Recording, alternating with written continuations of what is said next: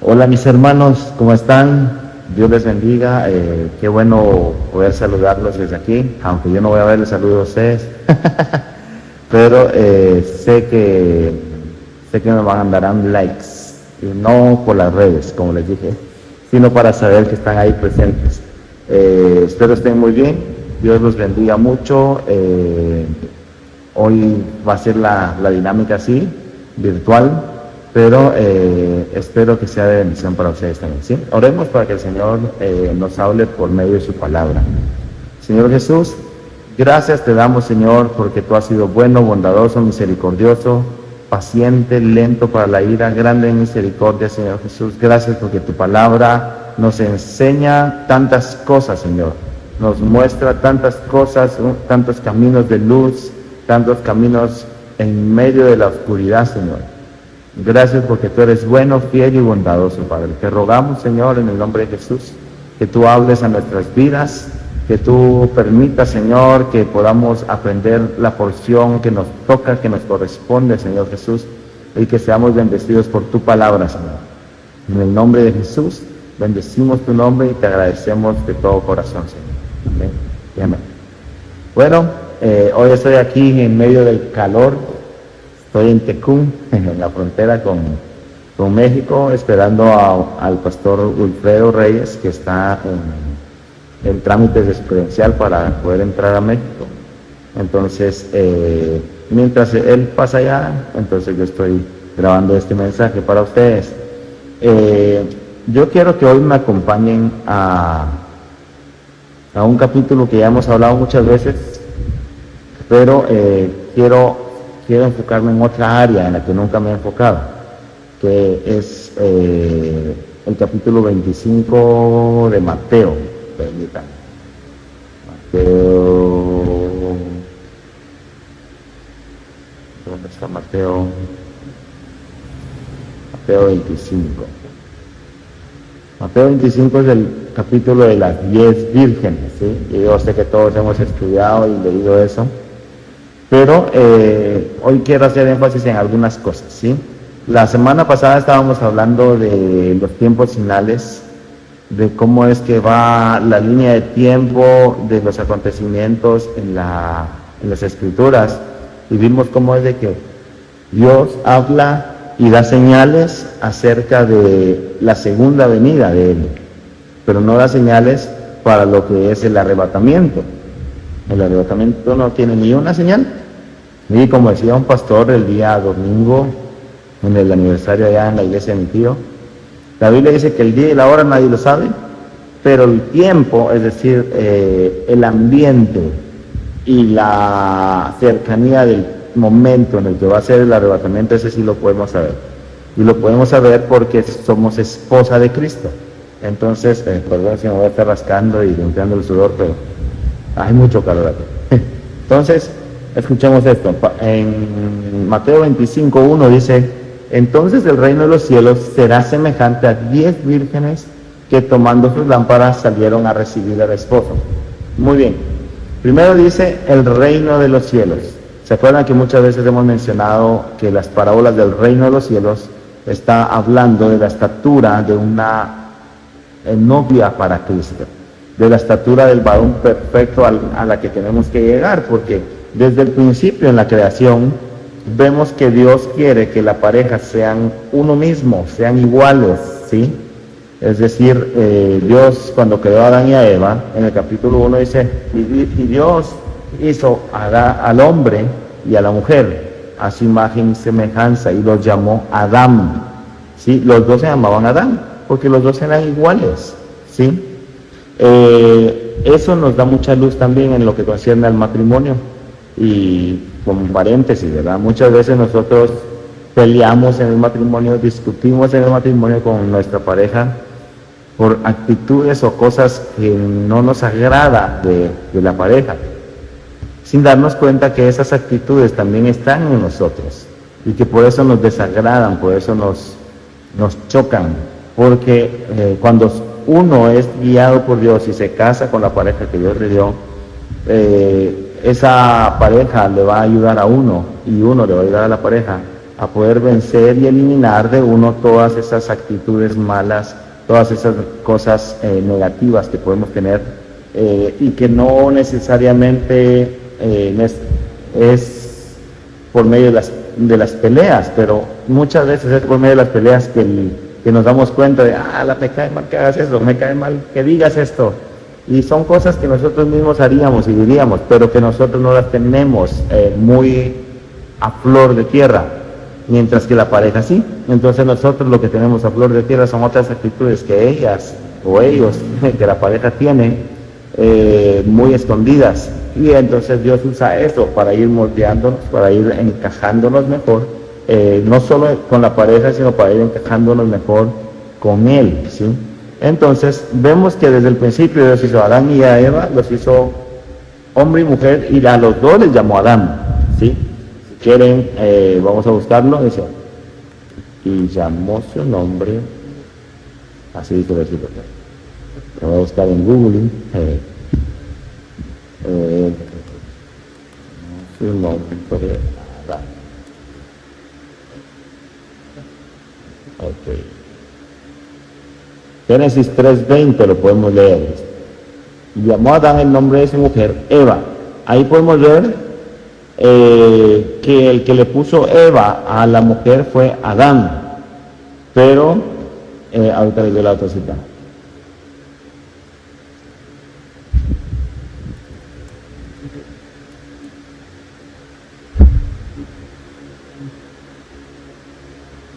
Génesis 5:2.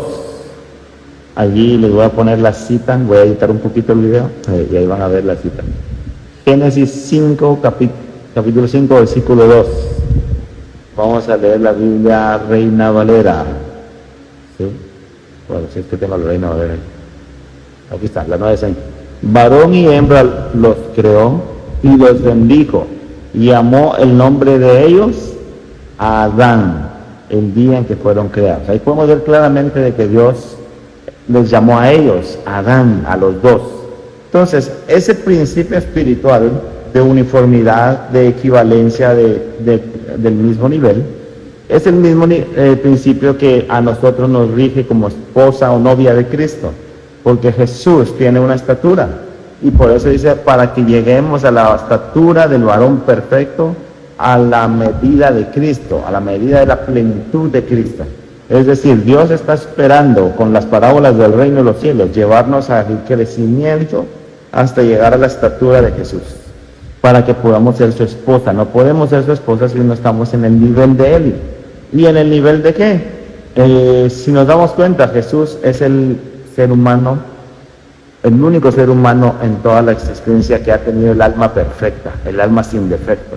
Todos los demás tenemos almas defectuosas, almas llenas de pecado, llenas de maldad, llenas de naturaleza pecadora, con una mente carnal. Como dice Pablo, la mente carnal no se sujeta a la voluntad de Dios, ni tampoco puede, porque nacemos así nosotros, ya con ese defecto de fábrica, digamos así. No es que sea un defecto de fábrica.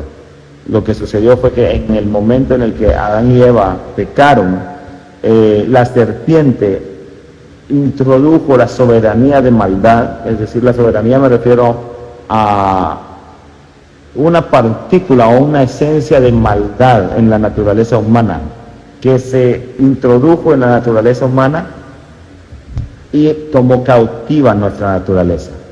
Entonces, desde Adán para acá es el famoso pecado original que le llama la Biblia, que tenemos ese pecado, nacemos en pecado. David lo dijo en el Salmo 51, he aquí en maldad he sido formado y en pecado me concibió mi madre. Y aunque eso se aplica a que quizá fue un pecado que ellos cometieron o algo así, también se aplica al hecho de que todos nacemos con esa maldad y ese pecado. Entonces, desde el momento en que Adán y Eva pecaron, esa maldad se introdujo, se entrelazó, se entretejió con nosotros, en nuestra mente, en nuestros pensamientos, en nuestra naturaleza. Y esa maldad, esa naturaleza pecadora, la traemos todos de fábrica, porque ya venimos como fruto de una relación de nuestros padres, ¿sí? Porque nuestro cuerpo nos lo dan nuestros padres. Dios nos da el espíritu, nos da el alma, pero nuestro cuerpo, que nos lo dieron nuestros padres, Él trae en la mente, en medio de nuestra alma viene nuestro entendimiento, y en la mente, que es parte del alma y del cuerpo, es una parte, bueno, más adelante veremos eso a detalle, ¿verdad? Pero en nuestra mente traemos esa maldad. Pero Jesús, siendo el hombre, el único hombre cuya alma fue perfecta y no traía esa maldad ni ese defecto, Él llegó a entregarse por completo. Dice la Biblia en Filipenses 2, en ese escalón descendente, siendo igual a Dios, no escatimó ser igual a Dios como cosa a que aferrarse, sino que se despojó a sí mismo. Despojarse a sí mismo significa quitarse, es decir, Él mismo sacó de su vida todo lo que le pertenecía al Padre, todo lo que era parte de Dios, ¿sí? Y Él dijo, no, yo voy a ser hombre. Y entonces, en ese momento fue cuando Dios lo manda a la tierra. Y es un alma perfecta, pero despojado de todo. Y entonces nosotros podemos entender, bueno, si Jesús se despojó de todo, yo también tengo que despojarme de muchas cosas, ¿sí? Y ese es el principio del reino de los cielos. Por eso dice, y será predicado este evangelio del reino en todo el mundo y entonces vendrá el fin. Y el evangelio del reino es el evangelio del crecimiento, ¿sí? Por eso también nos sirve como señal para nosotros, de entender, de comprender de que aunque las señales están marcando todo el tiempo de la segunda venida de Cristo, es decir, después de la gran tribulación, nosotros estamos esperando el arrebatamiento y podemos ver que el evangelio del reino ya se está predicando en muchos lugares, ya se está predicando que hay que crecer, que no se trata solo de ser salvos y ya. Entonces, a eso se refiere el reino de los cielos, ¿no? Pero vamos a avanzar un poco más aquí, ¿ok? Hice una pequeña pausa para ver si seguía grabando el teléfono. Entonces, dice, el reino de los cielos será semejante a 10 vírgenes que tomando sus lámparas salieron a recibir al esposo. 5 de ellas eran prudentes y 5 insensatas. Las insensatas tomando sus lámparas, no tomaron consigo aceite, mas las prudentes tomaron aceite en sus vasijas juntamente con sus lámparas. Y tardándose el esposo, cabecearon todas y se durmieron. Y a la medianoche se oyó un clamor: aquí viene el esposo, salid a recibirle. Entonces todas aquellas vírgenes se levantaron y arreglaron sus lámparas. Y las insensatas dijeron a las prudentes: danos de vuestro aceite, porque nuestras lámparas se apagan. Mas las prudentes respondieron diciendo: para que no nos falte a nosotros y a vosotras, id más bien a los que venden y comprad para vosotras mismas. Una pausa aquí. Si se dan cuenta, dice: id más bien a los que venden. ¿Qué estaban vendiendo? La unción, el aceite, ¿sí? Entonces, hay gente que hace mercadería del aceite, que hace mercadería de la unción, ¿sí? Aquí se puede ver claramente. Eso no quiere decir que no sea unción, es unción del Señor, pero están haciéndolo por lucro.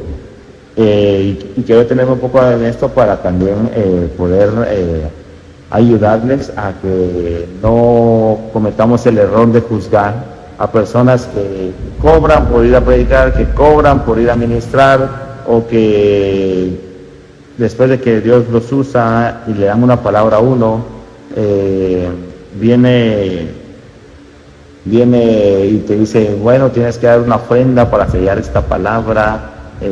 No, o sea, lo que hacen es de parte de Dios y es algo que Dios usa, ¿sí? Pero eso no quiere decir que entonces sea correcto el cobrar o el estar lucrando con la presencia de Dios o con el llamado de Dios, ¿sí? Eso más bien lo que hace es poner tropiezo para las almas, porque cuántas almas quisieran recibir de Dios, pero no tienen como para pagar, ¿verdad? Entonces, Dios usa a todos. Por eso la Biblia dice: Dios tiene vasos de barro, tiene vasos de honra, tiene vasos de deshonra, pero son vasos. Y Dios deposita su presencia, su unción, y sirve para muchos, pero hay un dicho que dice: muchos pueden ser usados, pero no todos van a ser aprobados, ¿sí? Entonces, cuando dice la Biblia en una parábola que el reino de los cielos es semejante a cuando viene el amo y encuentra a su siervo golpeando y agrediendo a sus consiervos. Y le dice, siervo malo, le dice, y lo regaña y todo. Al punto que quiero llegar es de que cuando nosotros ponemos tropiezos para el Evangelio de Cristo, el Evangelio de Cristo va a fluir y puede hacer que nosotros hasta estemos mal, pero la palabra de Dios va a estar fluyendo porque la palabra de Dios es viva, ella es eficaz, ella tiene vida por completo, ¿sí? Y Dios siempre va a respaldar su palabra. Pero eso no quiere decir entonces que, bueno, yo creí que tu palabra sucedió esto y entonces ya tengo ganado el cielo, ¿verdad? Sino que Dios va a decir, sí, pero tú lo hiciste con un corazón torcido, tú lo hiciste con un enfoque diferente, tú lo hiciste con una intención diferente. Y entonces en esa mentalidad lo que sucede es de que vamos a recibir castigo. Nuestra obra en la que construimos toda la vida va a quemarse en el fuego porque fue construida en heno, madera y hojarasca. Y corremos el riesgo incluso hasta de quedarnos en la gran tribulación por hacer la obra de Dios indolentemente, ¿sí? Entonces, si se dan cuenta, ahí mismo dice, y más bien a los que venden, es decir, sí hay mercaderes de la fe, sí hay mercaderes de la unción, pero eso no te va a garantizar, no nos va a garantizar tener aceite y tener lumbre en nuestras vasijas, en nuestras lámparas, ¿sí? En nuestra palabra que hablemos. Entonces dice, pero mientras ellas iban a comprar, vino el esposo, y las que estaban preparadas entraron con él a las bodas, y se cerró la puerta. Después vinieron también las otras vírgenes diciendo, Señor, Señor, ábrenos. Mas él respondiendo dijo, de cierto os digo que no os conozco. Velad pues, porque no sabéis el día ni la hora en que el Hijo del Hombre ha de venir. ¿Sí? Pero entonces, ¿a quién dijo, salid, ahí viene el esposo, salid a recibirle? Algunas les voy a mencionar lo que se menciona varias veces o lo que se dice. Algunos piensan o dicen que es el padre del novio, que él iba con el séquito de todas las doncellas a irse a encontrar con la esposa, ¿sí? Y entonces él decía, salid a recibir al novio, aquí viene el esposo, aquí viene el esposo. Y aunque muchas de las bodas judías eran así, en algún momento de la historia, la verdad es de que la que tenía que estar velando a la puerta era la esposa, es decir, la que se iba a casar. Y vamos a ver si tengo por aquí esta cita, Proverbios 31.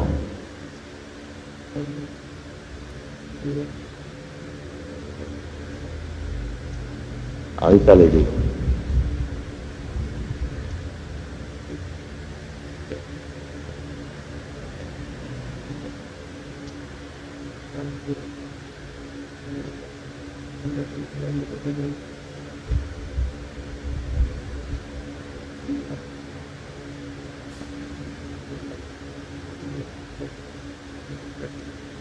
Muy bien, aquí está.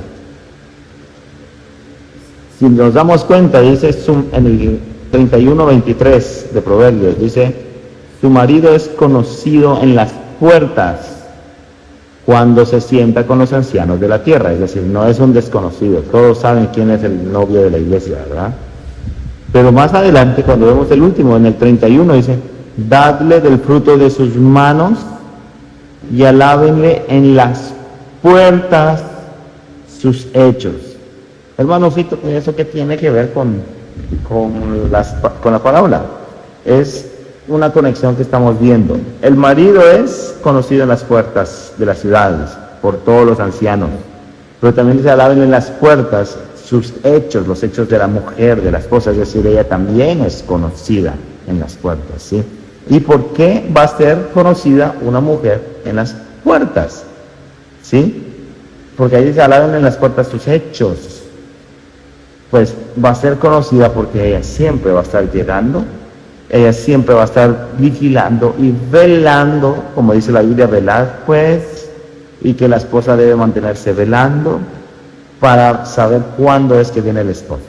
Entonces, la historia, o digamos la tradición judía original de las bodas era que los padres, tanto del novio como de la novia, acordaban la dote, acordaban la boda y decían, ok, nos vamos. Entonces el novio y la novia decían, muy bien, me voy a ir a preparar la casa, tú prepara tu vestido. Es más fácil preparar un vestido que una casa. Entonces la esposa tenía que tener una lámpara encendida que nunca se apagara en su casa, ¿sí? Porque ese era simbolismo de que estaba velando, de que estaba esperando a su amado, ¿sí? Mientras estaba echando aguja para poder hacer su vestido, ella iba a estar velando, ¿sí? Le daban las dracmas, que era la garantía de que se iba a casar con él. Por eso de que aquella mujer que perdió una dracma, dice que la buscó una moneda, ahora la buscó y la recontrabuscó, porque si no mostraba las monedas, entonces decía el novio, no, pues no sabes guardar el dinero, no sirves como ama de casa, entonces no te quiero como esposa, ¿verdad? Entonces, eran varias cosas, hacía el vestido, mantenía la lámpara encendida en la casa, y tenía que guardar las arras o la garantía que le había dado el novio para la boda. Y ella no sabía cuándo iba a llegar el novio ya con la casa hecha, no iba a llevar la casa pues, pero ya a decirle, mira, ya tengo la casa hecha. Ella no lo sabía, entonces tenía que estar velando porque no había fecha para la boda. Cuando llegaba el novio, entonces, ok, aquí viene el esposo, salid a recibirles, dice la escritura. Y entonces salían todas las personas a recibirlo en la entrada de la ciudad, y luego de que lo recibían, entonces se iban a la casa a la familia de la novia a preparar la boda. Pero eso quiere decir que cuando él llegaba y miraba, si tienes la lámpara encendida, si tienes las dracmas, ya tienes tu vestido, eres buena esposa, eres responsable, ¿sí? Lo mismo nos está pasando a nosotros ahora, ¿sí? La Biblia nos enseña que la esposa, lo acabamos de leer, que la esposa es la que dice antes de que llegue el esposo, allí viene el esposo, porque está vigilando, ¿sí? Está vigilando. Y si nosotros no estamos buscando de Dios, si nosotros no estamos concentrándonos ni metiéndonos en su presencia, vamos a estar más pensativos y más pendientes de las cosas de este mundo, porque Satanás lanza mucha distracción, lanza demasiada información hoy en día. Ya se dieron cuenta que las noticias que pasó esto con no sé quién, que pasó esto con no sé cuánto, que aquí, que allá, que el sol, que la luna, que las estrellas, que la lluvia, lo que sea. Entonces, todas esas cosas lo que están provocando es distracción, ¿sí? Entonces, uno se conecta con todas las cosas menos con Dios, y no se conecta con el espíritu y el corazón de él, de ver, bueno, Señor, ya se está propiciando el momento en el que tú vengas por mí, ya se está propiciando el momento en el que nos vengas a recoger. Señor, eso me alegra, eso yo quiero verte ya, quiero verte cara a cara. No sé cuántos querramos verlo cara a cara a él realmente. Entonces, necesitamos así, muy disciplinadamente, meternos en relación con Dios y en buscarlo más a Él. ¿Por qué? Porque si se dan cuenta, la esposa avisa antes y todavía hay tiempo para que las vírgenes vayan a comprar el aceite. Obviamente no les dio tiempo de regresar porque tenían que estar ya preparadas.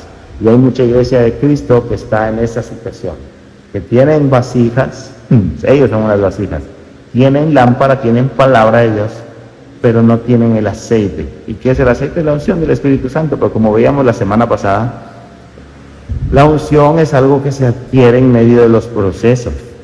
Y muchas veces nosotros estamos en procesos y nos salimos del proceso por nuestros propios medios y no esperamos a que Dios termine el proceso en nuestras vidas, ¿sí?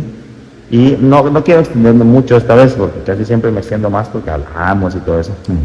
Pero quiero que me acompañen a Job, capítulo 16.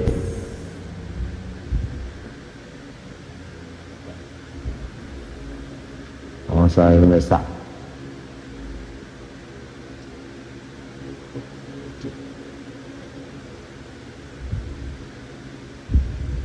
Ok. Vamos a leer desde...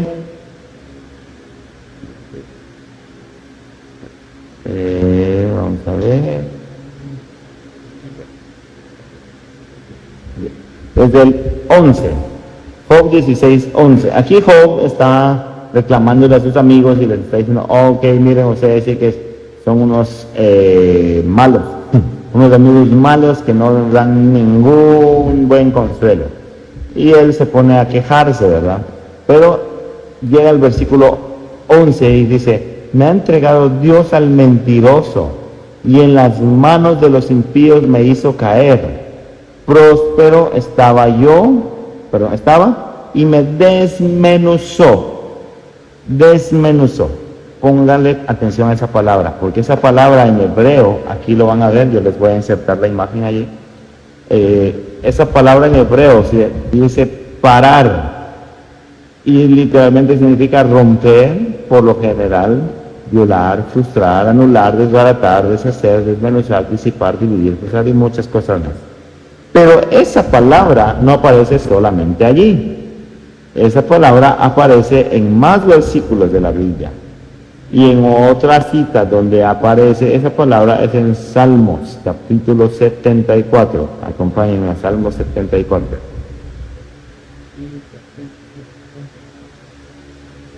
Salmo 74, 13.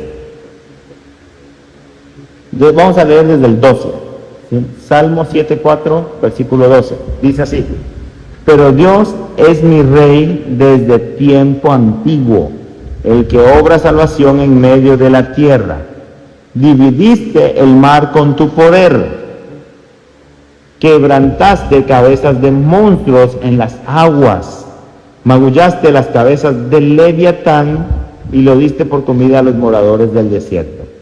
Si se dan cuenta, aquí está diciendo, dividiste el mar con tu poder para quebrantar cabezas de monstruos en las aguas y magullaste las cabezas del Leviatán. ¿Dónde lo hizo? En las aguas. Pero si nos damos cuenta, cuando pasó Israel con Moisés en el agua, ahí no sale que Dios esté matando monstruos, que Dios esté destruyendo cabezas de dragones, porque la palabra original ahí es dragones.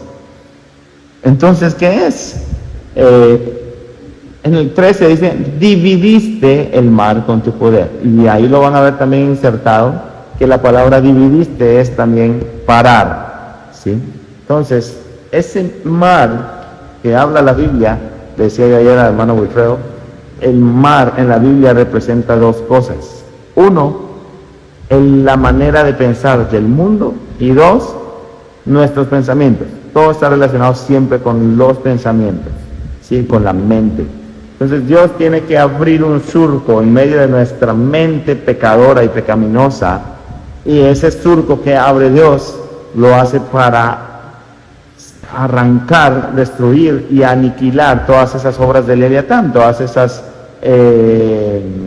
cabezas de dragón que están ahí hostigándonos y atacándonos y que están tan entretejidas en nuestra mente y en nuestra naturaleza pecadora, ¿sí? O en nuestra naturaleza humana, perdón. Ese pecado que mora en nosotros se enraiza tanto que Dios tiene que llevarnos, como llevó a Job, que estaba próspero, y dice, y me desmenuzó, me dividió la mente, me arrebató por la cerviz y me despedazó y me puso por blanco suyo, dice Job. Job no había entendido que lo que Dios estaba haciendo era liberándolo de algo que él no sabía que tenía.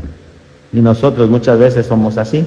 Dios nos está dividiendo, está desmenuzando en nuestra vida esas obras de Leviatán, esas obras del pecado, de maldad en nuestro ser, las está arrancando por medio de las pruebas, por medio del dolor, por medio del sufrimiento, nos está poniendo en situaciones de aprieto, y es porque Él lo que quiere hacer es llamar nuestra atención a Él, y que entonces con nuestra atención puesta en Él digamos, Señor, tú quieres esto de mí, está bien, yo te voy a buscar, yo me entrego a ti, y nos entreguemos por completo, ¿sí? Entonces, ya para ir terminando, la esposa de Cristo es necesario que pase por muchas pruebas, y dice la Biblia, la llevaré al desierto y ahí demostraré mi amor. También dice la Escritura que es necesario que por muchas pruebas, que por medio de muchas pruebas entremos en la gloria, entremos en el reino de los cielos. Entonces, hoy quiero dejarles esto en el corazón.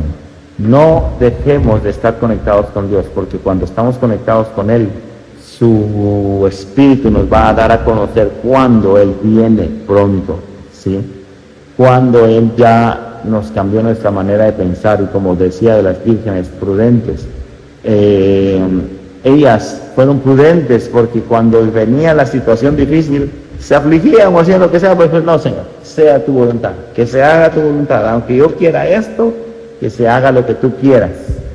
Y ahí Dios les desmenuzaba la mente y les cambiaba la vida, les transformaba el corazón, y entonces al dejarse transformar, la unción, el Espíritu Santo venía sobre ellas, o sea, sobre las personas que representan a las vírgenes, ¿verdad? Entonces, de esa misma forma, Dios quiere actuar con nosotros, pero si nosotros de los procesos nos salimos por nuestros propios medios, no dejamos que nos desmenuce el Señor, entonces lo que estamos haciendo es no llenando de aceite nuestras vasijas, nuestras vasijas, y por ende no tener unción para la palabra del Señor, ¿sí?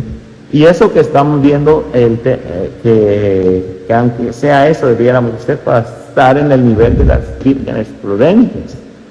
Pero Dios no nos llama a ser solo vírgenes prudentes, Dios nos llama a ser esposa.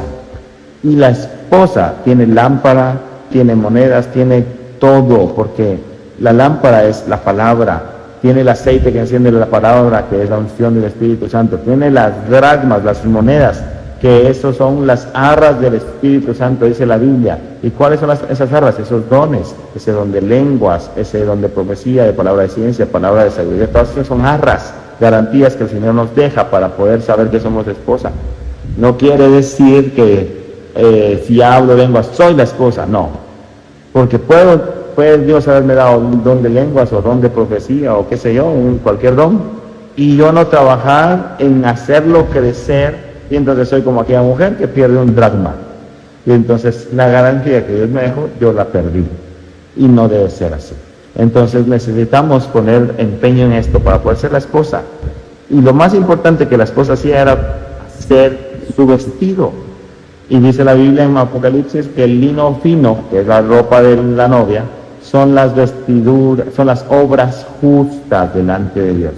Ya hemos hablado muchas veces de eso, que las obras justas son obras que hacemos de acuerdo a la voluntad de Dios, que hacemos guiados por Él. Y con esto termino. Salmo 101 dice, versículo 6 creo que es, dice, mis ojos pondré en los fieles. ¿Se acuerdan que hemos visto? Llamados, escogidos y fieles. Mis ojos pondré en los fieles de la tierra para que estén conmigo, o sea, que seamos su novio, su esposa. El que anduviere en el camino de la perfección, este me servirá. Y el camino de la perfección ahí muchas veces lo tomamos como, ok, yo tengo que andar siendo perfecto, y sí, es cierto. Pero andar en el camino de la perfección no solo requiere que yo ande caminando perfecto, sino que ande caminando en el camino, que es Jesús. Y Jesús es el camino recto, perfecto en el cual debemos andar, es decir, debemos andar en su voluntad, guiados por su voluntad, guiados por lo que Él quiere en nosotros. Y entonces ahí voy a andar en el camino de la perfección. Porque si yo hago mi voluntad, tal vez soy perfecto, tal vez soy santo, tal vez soy, como querramos verlo, muy usado por Dios y consagrado como Job, pero no estoy caminando el camino de la perfección, estoy caminando en mi propio camino, como Juan el Bautista. Y eso, mis hermanos, es un problema. Necesitamos caminar en el camino, valga la redundancia, de la perfección. Porque al caminar allí, entonces vamos a servir a Dios de verdad, con alegría, con tranquilidad, pero no solo eso, vamos a estar con Él, porque dicen, mis ojos pondré en los fieles de la tierra para que estén conmigo, ¿sí? Y eso es lo que hace la esposa, mantenerse en el camino, construyendo el vestido espiritual de las obras justas, es decir, las obras que el camino, que el camino perfecto, que la voluntad perfecta de Dios nos dice que hagamos. Amén. Que el Señor los bendiga, mis hermanos. Les mando un fuerte abrazo, muchos saludos, les ruego sus oraciones para que Dios nos guarde aquí y espero verlos pronto. Amén. Que Dios les bendiga.